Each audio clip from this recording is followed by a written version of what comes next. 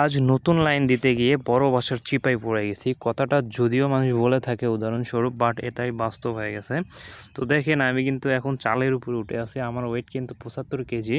তো আমি এই ওজনওয়ালা মানুষটা যদি আমি চালের উপরে উঠে থাকি তাহলে বোঝেন আমার নিচে কি হইতেছে। তো যাই হোক, তারপরেও আমি এখানে উঠে আমি দেখেন এই যে তারটা এই দিক দিয়ে নিয়ে আসছি। নিয়ে আসার পরে তো গাইজ ভিতরে ঢুকে দেওয়ার পর আবার উপরে চাটালের উপর উঠতে হয়েছে। তো দেখেন এই একটা পরিবেশে আমাকে একেবারে খিটখিটি লাগতেছে। তো দেখেন এখানে যত ধুলাবালি যত ময়লা, তো এখানে ভাই ওঠার পরে আমার দম বন্ধ হয়ে যাচ্ছিল। তো কোন জায়গায় উঠছি ভাই, আইএসপি টেকনিশিয়ান এইরকমই কষ্ট করতে হয়।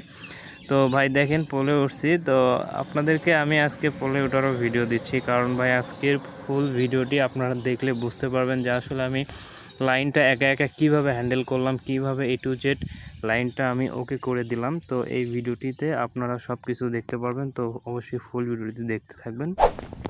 আসসালামু আলাইকুম এভরিওয়ান, কেমন আছেন সবাই? আশা করি অনেক ভালো আছেন। তো প্রতিদিনের মতো আজকেও নতুন লাইন দিতে যাচ্ছি। তো আজকে লাইনটা আমি এখান থেকে যেখানে দিতে যাব এইখানকার দূরত্ব হচ্ছে গাইস প্রায় 2.5 কিলোমিটার।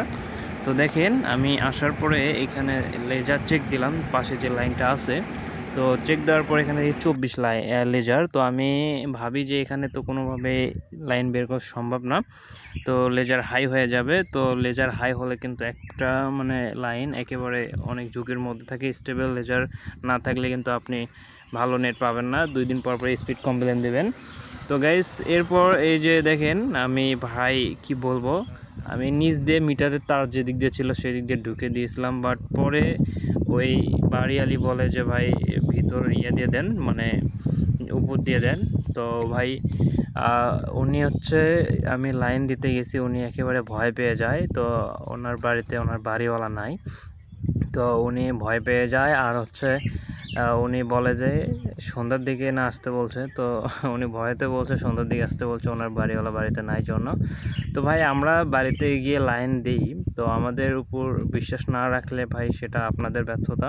কারণ আমরা কখনোই চাইবো না যে একটা গ্রাহক কোনোভাবে ক্ষতিগ্রস্ত হোক বা আমাদের জন্য কোনো একটা বিপদে পড়ুক, এটা আমরা কখনোই চাই না। তো যাই হোক গাইস, আমি তারপরে ওনার মুভমেন্ট দেখে আমি সেভাবে সেফলি কাজ করি। তো আমি কোনো মতে খালি বাড়ির ভিতর ঢুকে প্যাসকোডটা করে লাইন ঘাট সব কিছু ওকে করতে যাই। তো রাউটার সব কিছু সেট আপ করি, বাট এর মধ্যেই কারেন্ট চলে যায় কনফিগার দেওয়ার আগ মুহূর্তেই। তো আমি ওনাকে বলি যে আপনি এটা খাতায় লিখে দেন, পেজে লিখে দেন। উনি পেজে লিখেও দেয়, আমি পরে কারেন্ট আসার পর বাইরে থেকে সাপোর্টটা দিই। তো এটা ফুল ভিডিও দেখলে আমার ভিডিও লাস্টে দেখতে পারবেন আমি কিভাবে তার সেফলি কাজ করি। তো যাই হোক গাইস, আমি অবশেষে তারটা টানার পর তো এই যে দেখেন পোল থেকে টিজিটা নামাই নিয়েছি। তো এখানে আমি দেখেন সাপোর্ট দেওয়ার মতো কেউ নাই জন্য একটা রড পুঁতে নিয়ে তো এইভাবেই কাজটা চালায় যাচ্ছি। তো আমি এখানে মেশিন টেশিন সব বিছায় রাখছি। তো আমি আগে আমার যে কাজগুলো ফ্রি করা দরকার, কোরগুলো ফ্রি করা দরকার এবং হচ্ছে তারটা ফাইবারটা কেটে আবার ঢুকানো দরকার, সেগুলোই কাজ করে নিয়েছি। তো গাইজ একা একা যদি একটা লাইন দিতে যাই তখন কিন্তু অনেকটা প্যারা খাইতে হয়। তো এই লাইনটা আসলে আমাকে অনেকটা আরও বেশি প্যারা দিয়ে থাকে। এখানে 2টা করে লেজার আসছে, তো একটা করে আছে 24-এর লেজার। তো এইটা দিয়ে সামনে দিকে আরেকটা লাইন চালু করে দেওয়া হয়েছিল, স্কুলের লাইন। তো স্কুলের লাইনটা এখন অফ আছে, সরকারি লাইন চালু হয়েছে। তো এখন ওই অফ লাইনটা এখন এদিকে এই করে তুলে দেব। এটাও 6 করে তার, ঠিক আছে, এটা 6 করে তার। তো এটাতে তুলে দেব, আর এখানে কোনো কিছু করা লাগবে না।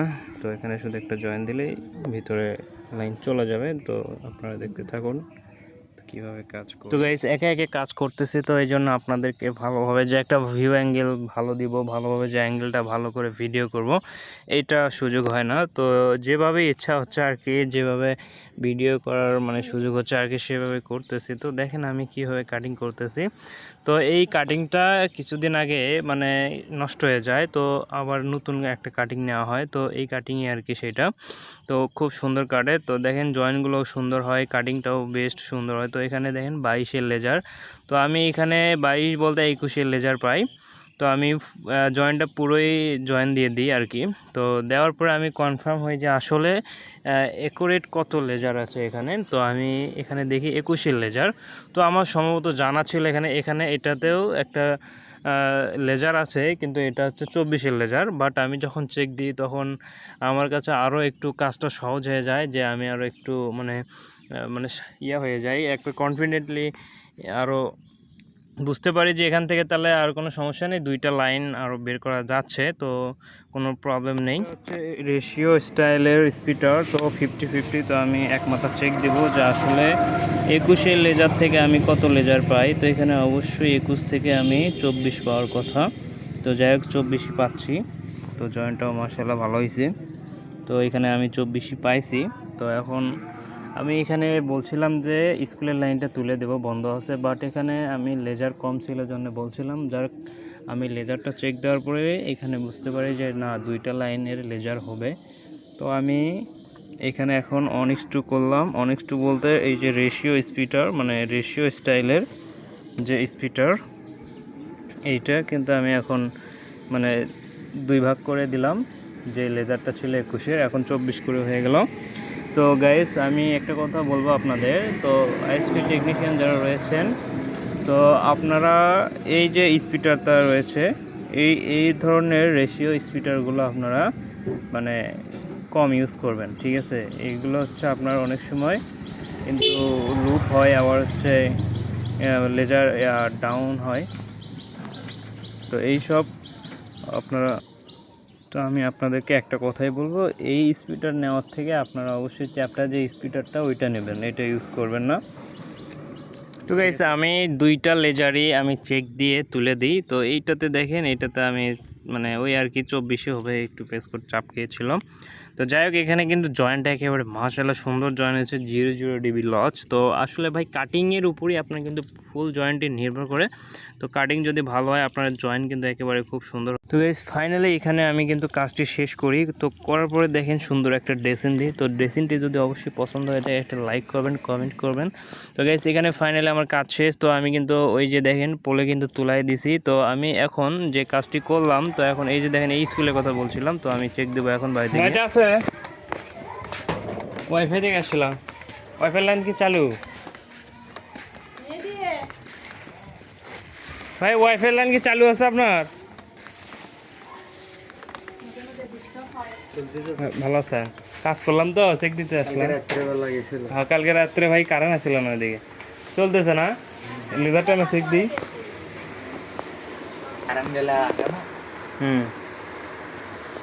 ভালো আছে, কাজ করলাম তো একটু চেক দিতে আসলাম যে ঠিকঠাক আছে কিনা।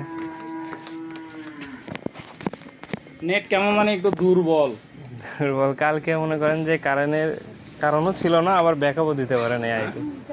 ঠিক আছে, একটু না লেজারটা চেক দিই, না ওই যে মাপটা চেক দিই একটু না। হ্যাঁ,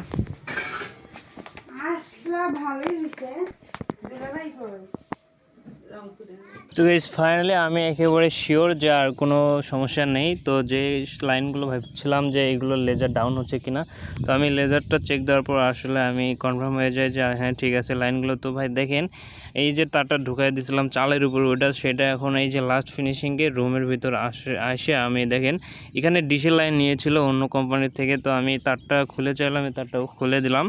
তো ভাই দেখেন এখানে কি একটা অপরিত্যক্ত জায়গার মতো একটা পরিবেশ তৈরি হয়ে গেছে। তো এইখানে ভাই যারা উঠবে ভাই তাদের গায়ের তো অবস্থা ঠিক থাকবে না, এবং দমটাও বন্ধ হয়ে যাবে, এবং প্রচুর গরম হয় এই সব জায়গায়। ভাই কী অবস্থা, একটা মানে খুব গরম লাগতেছিল। তো ভাই দেখেন এখানে কারেন্টের তার রয়েছে, খুব সাবধানে কাজ করতে হচ্ছে। যাই হোক, উনি কিন্তু মানে মেইন সুইচ বন্ধ করে দিয়েছে। তো ভাই এইখানে আমি তারটা ঢুকাই দিয়েছিলাম। তো ঢুকাই দিয়ে বাইরে থেকে কাজ করে আমি বাইরের সব কাজ ওকে করে তারপর লাস্ট ফিনিশিংয়ে আমি কিন্তু বাড়ির ভিতরে যখন প্যাসকোট করতে আসি, তো তখনই আমি কিন্তু এই মানে তারটা আবারও চাটালের উপর উঠে, তো ওনাকে বললাম যে এই সাইড দিয়ে নেওয়া যাবে না, মানে ওই সাইড দিয়ে কোনো ফাঁক নেই, একেবারে আবার ছাপারও একটু মানে আটো জায়গা, তো ওখানে আমি ঢুকতেও পারবো না বা ওইভাবে মুভ করে দিতেও পারবো না। তো আমি বললাম এদিক দিয়ে নেন, এদিক দিয়ে ভালো হবে। তো উনি বললেন হ্যাঁ এদিক দিয়ে দাও। তো যাই হোক গাইস এদিক দিয়ে দিলাম। তো দেওয়ার পরে গাইস এখান থেকে আমি যত দ্রুত নামতে পারি তত আমি ভালো হই। মানে যাই হোক আমি নামার পরে দেখেন এখানে আমি আমার যে টিজি এবং প্যাস কোড এবং আমি যে করে লেজার পাস করেছি সেই কোডটা আমি মার্ক করে আমি আর বাকি সব ফ্রি কোডগুলো আমি রিল করতেছি। তো গাইস এইভাবে কিন্তু কাজ করতে হয়। তো আমি ক্যামেরাটা কিন্তু ভালোভাবে রাখতে পারিনি, তো আপনাদের জন্য আমি ক্যামেরাটা এইভাবে রাখছি, তো যাতে করে একটু হলেও আপনারা বুঝতে পারেন যে আমি আসলে কাজটা কিভাবে হ্যান্ডেল করতেছি। আর একা একা কাজ করার যে একটা প্যারা, এটা কিন্তু অবশ্যই যারা একা একা কাজ করছেন বা করেন তারা কিন্তু অবশ্যই বুঝতে পারতেছেন যে আসলে একা একা কাজ করার প্যারাটাই অনেক। তো যাই হোক গাইস আমি কিন্তু এই যে দেখেন কাটিং, এই কাটিংয়ে আমি আপনাদেরকে নতুন একটা কাটিং, তো আগের যে কাটিং, আগের যে আমার ভিডিওগুলো আপনারা দেখেছেন অবশ্যই দেখেছেন যে ওই কাটিংটা কেমন ছিল, অনেক ওজন ওয়েট ছিল এবং কাটিংটাও ভালো দিচ্ছিল না, অনেক ডিস্টার্ব করতেছিল, যার কারণে জয়েন্টটা দিতে অনেক সময় লাগতো। মানে 5 মিনিটের একটা জয়েন্ট সেটা লাগতো 10 মিনিট, তো ডাবল সময় লাগতো। যাই হোক এখন যে কাটিংটা আছে ভাই এটা একটা বুলেটের মতো দেখতেও, আর কাজও হচ্ছে বুলেট। তো দেখেন হাতের উপরে নিয়ে কম ওয়েট হওয়ার কারণে হাতের উপরে নিয়ে কাজ করা যায় এবং একটা জয়েন্টও কিন্তু মিস হয় না, কাটিংও মিস হয় না। তো যেমনই আপনি দেন সুন্দর কাটিং দেয় এবং দেওয়ার সাথে জয়েন হয়ে যায় এবং অল্প সময়ে কিন্তু কাজটা হয়ে যায়।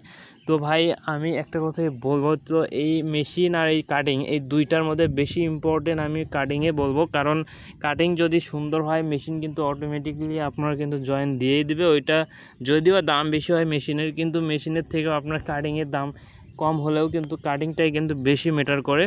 দেখেন সুন্দর যদি কাটিং হয় সুন্দর জয়েন হবে, কোনো ডিবি লস করবে না, 0 ডিবিতে আপনারা লাইন কিন্তু সংযোগ দিতে পারবেন। তো আমি এখানে দেখেন 25-এর লেজার প্রায় 24 লেজার পাইছিলাম ওইটাতে, বাট এখানে আমি পাই 25-এর লেজার। বাট যাই হোক মাঝখানে 1 ডিবি কেমনে কমে গেছে জানি না, যাই হোক ওইটা কোনো ব্যাপার না। এখানে যে লেজারটা আছে এটা একটা স্টেবল লেজারের মধ্যেই আছে, কোনো সমস্যা হবে না। তো ভাই অবশেষে আমি কিন্তু এখানে সব কিছু ওকে কইরা দেখেন কাটিংটা কিন্তু একেবারে অন্যরকম একটা সিস্টেম, আপডেট মডেল। তো এখানে লক করছি দেখেন আর খুলবে না। তো একেবারে কাটিংটা আমার কাছে জোস লেগেছে, অনেক ভালো একটা কাটিং। তো আমি অ্যাডমিনকে এর জন্য আমি ধন্যবাদ দেবো, আমার আন্তরিকতা মানে আমার অন্তরস্থল থেকে আমি আমার সেই মানে ধন্যবাদ জানাই তাকে। তো যাই হোক গাইস এখানে দেখেন আমি হিটটা দেওয়ার পর মানে স্লিপার ভাই হিট দেওয়ার পর অবশ্যই কিন্তু আপনারা কখনোই ধরবেন না। তো হিট দেওয়ার পর যদি আপনারা স্লিপারে ধরেন তখন কিন্তু এমনিতেই ওইটা নরম থাকে, বাট আরও একটু চাপ খাইলে কিন্তু ওই কোরের উপর সেই প্রেশারটা পড়বে, যার কারণে জয়েন্টটা কিন্তু একেবারে অনেক সময় ফেটেও যেতে পারে, আবার লেজারও আরও ডিবি মার খেতে পারে। তো যাই হোক গাইস এখানে আমি কিন্তু যেভাবে আর কি মানে ড্রেসিংটা দিই এভাবে দেওয়া ছাড়া আর কোনো ওয়ে ছিল না ভাই।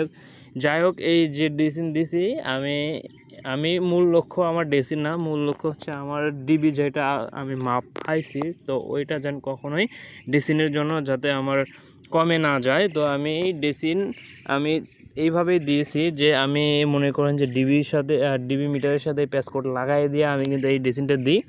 তো আমি ড্রেসিং দিচ্ছিলাম আর হচ্ছে ডিবি মিটার দিয়ে দেখতেছিলাম যে আসলে ডিবি মার খায় কিনা আমার ড্রেসিংয়ের জন্য। তো আমি এখানে কোনো ডিবি লস পাই নাই। তো যাই হোক আমি যে ড্রেসিং দিয়েছি এতে করে আমার কোনো সমস্যা হয় নাই। তো আসলে আপনাদের কাছে ড্রেসিংটা কেমন লাগছে অবশ্যই কমেন্ট করবেন। তো ভাই এই কাজগুলো যদি আপনি ফ্রেশভাবে যত ফ্রেশ করতে পারবেন আপনার জন্য তত ভালো, আপনি যত ফ্রেশলি কাজগুলো করতে পারেন তত আপনার জন্য ভালো। তো গাইস আমি অবশেষে লাইনটা ওকে করার পর লেজার পাওয়ার পর আমি ওনার যে রাউটার সেটা আমি এখানে আনবক্সিং করি। তো আনবক্সিং করব, এই ক্যামেরা ধরো কেউ নাই, তো বাড়িতে এমনি বলছিলাম আপনাদেরকে আগে যে ভাই ইনি অনেক ভয় পাইছে ভাবি, তো ওনার বাড়িওয়ালা নাই বাড়িতে, যার জন্য অনেক ভয় পাইছে। তো আমি একা একা এইভাবে আর কি সিস্টেম করে আর কি ভিডিও করতেছি, আনবক্সিং করতেছি রাউটারটা। আর এই রাউটারটা গাইস মানে মোটামুটি টিভি লিঙ্কের রাউটার অনেক ভালো, তো রাউটারটা মোটামুটি ভালো, তো অনেক আগের রাউটার হলেও কিন্তু এখনও ভালো সার্ভিস দিয়ে থাকে রাউটারটি। আর অনু দেখেন এটা কি অনু নিয়েছে আমি জানি না, যাই হোক এই অনুটা কিন্তু আমি এই প্রথম দেখলাম। তো আমার যত লাইন দিয়েছি আমি ডাটা দিয়েছি, সি ডাটা মানে অনু দিয়েছি, ভিসল দিয়েছি, ডিভিসি দিয়েছি, হুয়াই দিয়েছি, বাট এটা একটা আননোন একটা অনু ছিল। যাই হোক অনুটা ভালো সার্ভিস দিলে ভালো, কোনো অনুই খারাপ না, যেটাই ভালো সার্ভিস দেয় সেটাই ভালো। তো যাই হোক গাইজ আমি কিন্তু ওর 6 মনে হয় ওর 6 অনু। তো যাই হোক গাইজ এই যে দেখেন আমি কিন্তু সেট আপ করি, বাট সেট আপ করছি মানে এখন কনফিগার দেবো, এর মধ্যে কারেন্ট চলে যায়। তো কী আর করে কিছু করার নেই, এর মধ্যে আবার প্রচুর বৃষ্টি, আর আমাদের গ্রাম অঞ্চলে একটু যদি খালি বৃষ্টি পড়ে ভাই আর কারেন্টের কোনো আপনি ধরাই পাবেন না। তো কি আর করার, আমি ওইভাবে আর কি লাগাই দেওয়া মাল্টিপ্লাকের লাইন দিয়া আমি সব কিছু ওকে করে ওই ভাবিরে বলি যে ভাবি কারেন্ট আসার পর আমি মনে করেন বাইরে থেকে এটা হ্যান্ডেল করে মানে কনফিগার দিয়ে ওকে করতে পারবো, আপনি কি কি নাম দেবেন পাসওয়ার্ড দেবেন এটা আমার দিয়ে দেন। তো কি আর করার গাইজ, আমি নিয়ে উনি আমার দেয়, আমি কাগজটা পকেটে রাখি আর বৃষ্টির মধ্যে যেখানে বাইকটা রাখা গেছে এইখানে আসলাম। তো আসার পরে কিছুক্ষণ ওয়েট করি, মোবাইল চাপাচাপি করি, ভিডিও এডিটিং করি। তো করতে করতে আর কি দেখেন গাইজ আমি মানে বৃষ্টি পড়তেছে। তো এরপর যখন কারেন্ট আসে তখন আর কি আমি এটা সেট আপ দিতে যাই। তো যাই হোক গাইজ, আপনারা অনেকেই হয়তো মনে করেন যে আমি কীভাবে ভিডিওগুলো এডিটিং করি। আমার ভিডিও এডিটিং গাইজ আমি ভিডিও করি এই যখন কাজের মধ্যে যখন একটু ফাঁক পাই তখনই ভিডিওগুলো এডিটিং করে নিই। তো যাই হোক গাইজ, অবশেষে কিন্তু কারেন্ট চলে আসে। তো আমি ওনার রাউটারটি আবার উনি বন্ধ করে রাখছিল, তো আমি আবার বললাম যে আপনি চালু করেন। তো চালু করার পরে দেখেন এখানে কিন্তু নাম শো করতেছে। আপনারাও এভাবে কিন্তু টিপি লিঙ্কের রাউটার কনফিগার দিতে পারবেন। এই ভিডিওটি যদি ফুল দেখেন শেষ পর্যন্ত তাহলে আপনারা কোনো কনফিউজ থাকবে না আপনাদের। তো অবশ্যই রিসেট দেওয়ার পর বা নতুন রাউটারে কিন্তু র্যান্ডমলি একটা রাউটারের নাম থাকে, তো অবশ্যই ওইখানে আপনার রাউটারের পিছনে একটা পাসওয়ার্ড থাকবে, ওইটা দিয়ে আপনারা কানেক্ট করে নেবেন। দেওয়ার পরে আপনার এই ওয়েবসাইটে ঢোকার পরে এখানে টিপলিং wifi.net দিলে হবে, 192.168.0.1 দিলেও আসবে। তো আসার পরে প্রথমত আপনাকে একটা অ্যাডমিন পাসওয়ার্ড দিতে হবে, আপনারা নিজের ইচ্ছা মতো দিতে পারেন। তো আমার কমন পাসওয়ার্ডটা আমি দিয়ে নিয়েছি। এবার আপনারা দেখতে পাচ্ছেন এখানে টাইম সেটিং, তো এখানে অবশ্যই আপনারা 6+6 দিয়ে ঢাকা সিলেক্ট করে দেবেন এবং তারপর নেক্সট করার পর এখানে পপ দিয়ে এখানে ইউজার যে পাসওয়ার্ডটি আর নাম রয়েছেন, ইউজার নাম আর ইউজার পাসওয়ার্ডটি অবশ্যই আপনার আইএসপি থেকে যে ইউজার নাম আর ইউজার পাসওয়ার্ড দেবে হুবহু সেই ইউজার পাসওয়ার্ড আর ইউজার নামটাই দেবেন। তো কখনোই একটুও মিস করবেন না, যদিও একটু মিস্টেক হয়ে যায় আপনার নেট কখনোই পাবে না। তো দেখেন ভাবি কিন্তু এই কাগজটি দিয়েছিল, আমি তার লেখা অনুযায়ী আমি তার তথ্য অনুযায়ী আমি এই ওয়াইফাইয়ের নাম রাউটারের নাম দিচ্ছি। আর এখানে দেখেন আমি কিন্তু ওই ভাবি যে নামটা লিখতে বলছিল সেইটাই দিয়ে দিলাম, ওমর ফারুক। তো তার যে পাসওয়ার্ডটি তিনি দিতে বলছে তো সেই পাসওয়ার্ডটি আমি দিকে দিকে টাইপ করে লিখে দিচ্ছি। তো যাই হোক গাইস, অবশেষে আমি স্কিপ করে আমি এটা সেভ দিয়ে নেক্সট করলে আমার কিন্তু নেট এখন চলে আসবে। তো দেখেন ফাইনালি নাম কি সব কিছু চেঞ্জ হয়ে গেছে। তো আমার কিন্তু ফাইনালি ভাই নেট চলে আসছে, তো আমি এখানে নেট পাচ্ছি। তো যাই হোক গাইস, এই যে দেখেন আমি কানেক্ট করছি, এখন নেট পাইছি। তো এই যে দেখেন অনলাইন ব্যাক অনলাইন। তো যাই হোক এবার আমি তার স্পিডটা চেক করব, আসলে তার স্পিড কত দিচ্ছে, স্পিড থেকে তার স্পিড কত পাচ্ছে তিনি। তো আমি গুগল ফাইবারে গিয়ে আমি তার স্পিডটা চেক দিই। তো এখানে মোটামুটি আমি দেখে খুব সন্তুষ্ট যে এখানে আমি ভালো স্পিড পাচ্ছি, 86 Mbps ডাউনলোড। তো আপলোড স্পিড পাচ্ছি হচ্ছে 92 Mbps। তো পিং পাচ্ছি 12। তো গাইস মোটামুটি একটা ভালো লেজা। তো গাইস ভালো থাকবেন।